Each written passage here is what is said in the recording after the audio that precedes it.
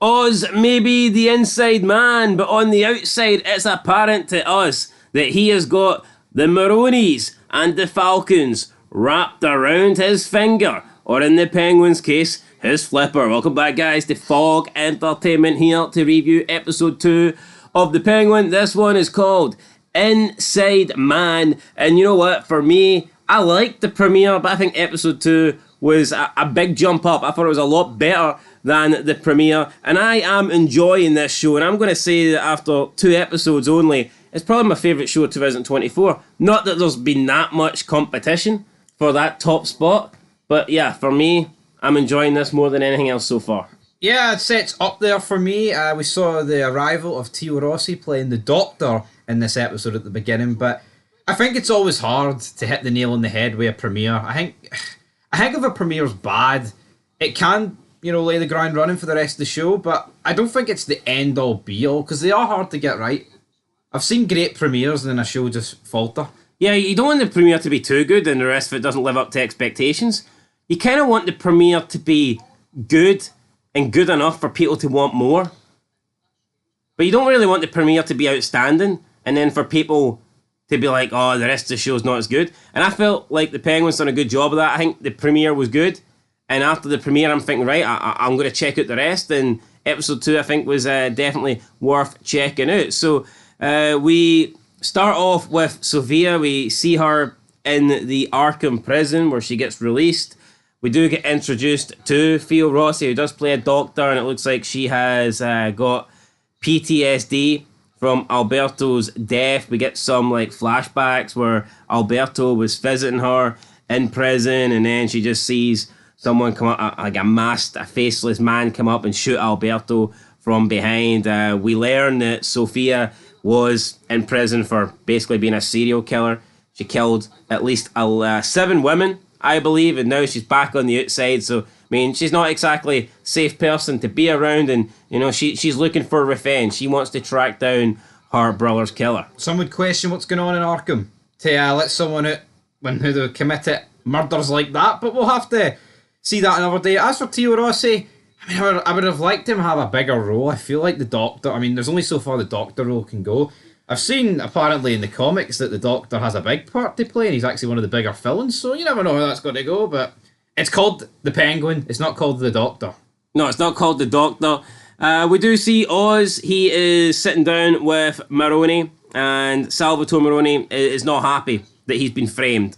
But Oz quickly, explains to him, he quickly convinces him that, here, this can be a good thing. People think that you done it, but yeah, gets you a lot of credit in here. You're wearing the ring. You're wearing the ring.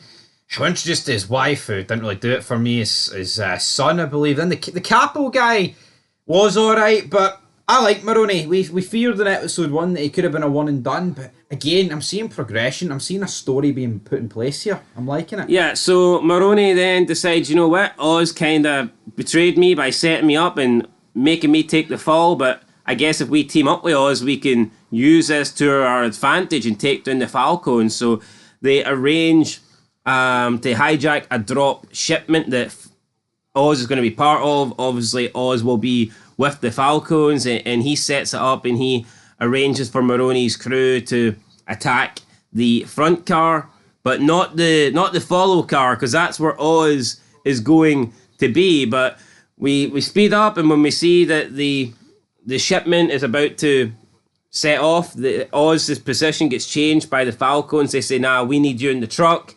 And at this point, Oz is thinking, shit, the truck's getting hit, and I'm in the truck, so not good. But he manages to tell a shit joke, and he repositions himself into the back of the truck where there's more protection. The ambush happens, there's a big shootout. Oz kills a bunch of Falcons, but he doesn't kill them all, and one of the Falcons is still alive after being shot by Oz. We see the capo of the Maronis walk in. He's like, oh, it's you, Oz, but then he gets shot by the guy driving, and then Oz turns around, shoots the driver, and he manages to escape with the Falcons. But unfortunately, it looks like the Falcons have also managed to capture Maroni's captain. Yeah, so Enfrad here, not looking good for him. He's been shot. He's been absolutely lit up here. I thought this action scene was actually pretty well done. You had the jokes in the front about the bagel and the seagull, and then Oz is like, let me take this one for you, big man. And it was like, oh, what's the difference between a mafia member and the government? And that got a cheap pop at them, didn't it? It did. Absolutely did. And Oz certainly was prepared here. Even when like they changed the question, it seems like Oz has got the answer. He's a smart guy. Yes, he definitely, he used his initiative. But I mean, there's a bit of a celebration afterwards as well. It's like, yeah, we got hit, but we're still breathing. And for our brothers tonight, they aren't breathing well. So bad. But it's like, he's lost the shipment and you lost like half your men. Is it time for celebration? For the Falcons, don't know what's that for. No, I definitely don't think they should be shit celebrating, but Oz is just happy that he's escaped with his life, so... That is it. He then visits his mother, who got out earlier that day. Her dementia's getting worse, and it's like, never really seen a sign of the dementia in episode 1, but apparently it's going to the extreme in this episode. Oz then dances with her, and she's like, my son's a nobody. Who am I if my son's a nothing? Getting soprano vibes here. It's heavy soprano vibes.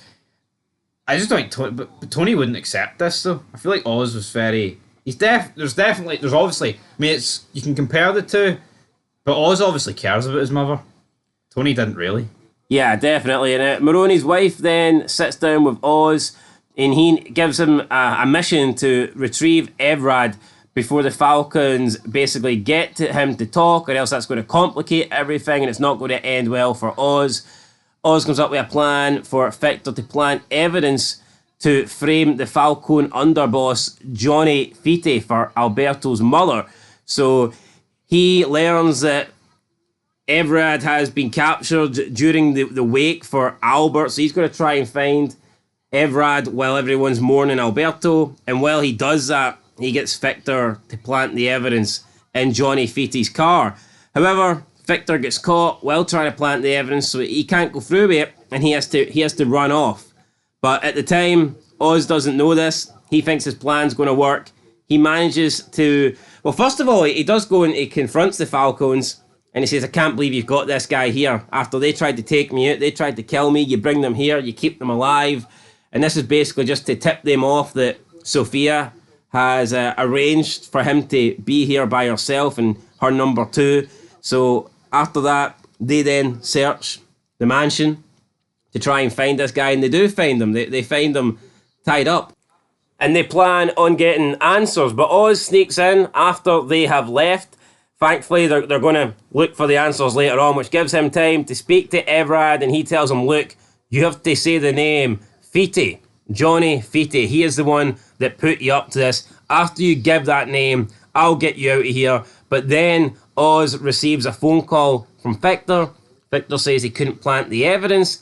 And at this point, Oz he decides against his plan because he wants to make sure if he implicates Fite that he has got evidence to take him down. And with the diamonds not being planted in the car, he doesn't necessarily think that the confession from Evrad will be enough. So he just aborts the plan, stabs Evrad, and kills Evrad so he cannot give up his own name, give up Oz. Suspicions would be sky high considering the fact that Victor did get caught beside Fite's car. So if you implicate Fite and then the guards are like, well, there was someone around his car trying to plant evidence, then, it also creates a little... And then, how long can Oz really keep this Victor guy under wraps? People must have seen him with him. Yeah, I mean, sooner or later, I think they're going to see Victor and they're going to go, we can... Put 2 and 2 together. Yeah, we can associate Victor with Oz, so... Oz then kills Evrad, and but when they find Evrad's body, they call for everyone who is here to meet in the main room because they know that someone has killed this guy and that there is a snitch. There's someone that is not loyal. So we see Fite and Oz get into a bit of a brawl. I think they kind of accuse each other, of potentially being a rat or whatnot, so they get into a bit of a fight, a bit of a scuffle. We then see the enforcer, Castillo. He is Sofia's enforcer. He gets in to break that up, but while he's doing that, Oz then slips the knife that he used to kill Evrad into the pocket of Castillo. Originally, I believe he was going to put this into the pocket of Fite, but since he doesn't have the evidence planted on Fite, he thought it wasn't solid enough. There wasn't enough proof, so he goes with plan B. Someone needs to take the fall, and I guess that is Castillo. Once Castillo is searched, they find the knife that killed Everard. Castillo claims it's not his knife. Then Sofia demands a gun. She wants a gun. She said, give me the gun, give me the gun. Castillo's begging, saying it wouldn't be him. He's loyal.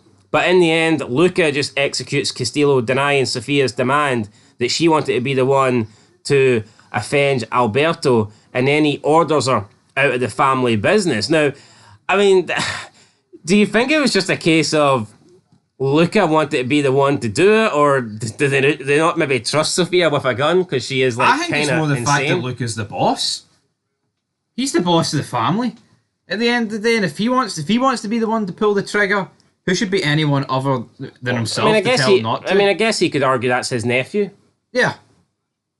You know, like if Tony Soprano wanted to get revenge on Chris, or get revenge for whoever killed Chris, would he not be entitled to do it? Of course he would. Even if Chris's brother was like, nah, I need to do it. I think this was justified. I think we're just lucky that Sofia didn't have a gun on her herself, because who knows who she would have shot. Yeah, so she gets ordered out of the family business. I don't think Luca is happy the way she's like trying to take over and how demanding that she is. So he says, look, you may be family, but you're out, pretty much.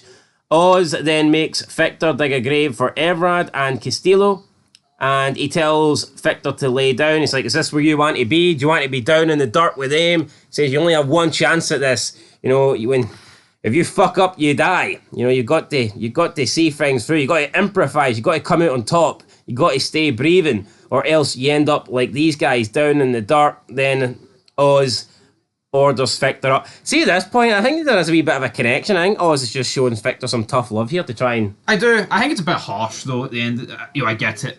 Oz isn't sloppy. He hasn't really messed up himself, but what did he want Victor... See, once he gets... I mean, obviously he doesn't want him to get caught, right? But see, once he is caught out snooping around the car, I think from that point on, he did probably... He managed to escape. He aborted the mission. It could have went a lot worse. I understand his point. There is no real room for errors in this, but he is just a kid at the end of the day.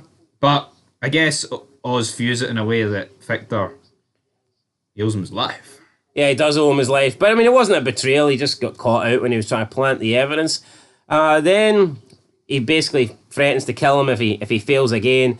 Sofia then calls for a meeting with Oz, and she wants a partnership to wipe out the Falcone family so she can be the one to take control, even though, I mean, she is a Falcone, but she wants to wipe out the rest of her family, so she's the only one left, and she can be the top dog, which Oz agrees to. Putting her over. Oh, you're the one that should be at the head of that table. It shouldn't be Luca. It shouldn't be fucking Cite. They look at you like you're crazy. I mean, Oz obviously knows that an internal beef is going to be better for him than no internal beef. Yeah, and this is all playing straight into Oz's hand, and that was the end of the episode. So that was it for Inside Man. Yeah, I'm going to give it an 8 out of 10. I thought it was really good. I've got no real complaints about it. I feel like in episode 1 there was a few afterthoughts maybe, but I think with episode 2, I think it actually got better. It's a show that appears just to be doing the one season, which is going to consist of, I believe, 8 episodes. I mean, I think that's fine. I mean, we're not obviously clued up to date with the whole Batman and all this universe, so I don't really know how it would work. But again, if you've got something that's good and you've got a shelf life of 8 episodes and you don't plan on doing like 4, 5, 6 seasons, I think your one season, 8 episodes should be good. Because you don't have to stretch anything out. You're telling your story across just 8 episodes. Yeah, but you know what? I think with the success of this, obviously if they've already filmed it, then maybe it can't go beyond 8, but I'd like to think we'll get at least a season 2. Anyway, I'm giving it an 8 out of 10 as well. I thought it was an improvement on the first episode. It's a solid series. I enjoy it, and I'm looking forward to seeing what happens in episode 3. Yeah, looking forward to it, guys. Next up, it's Bliss. Till then, though, peace.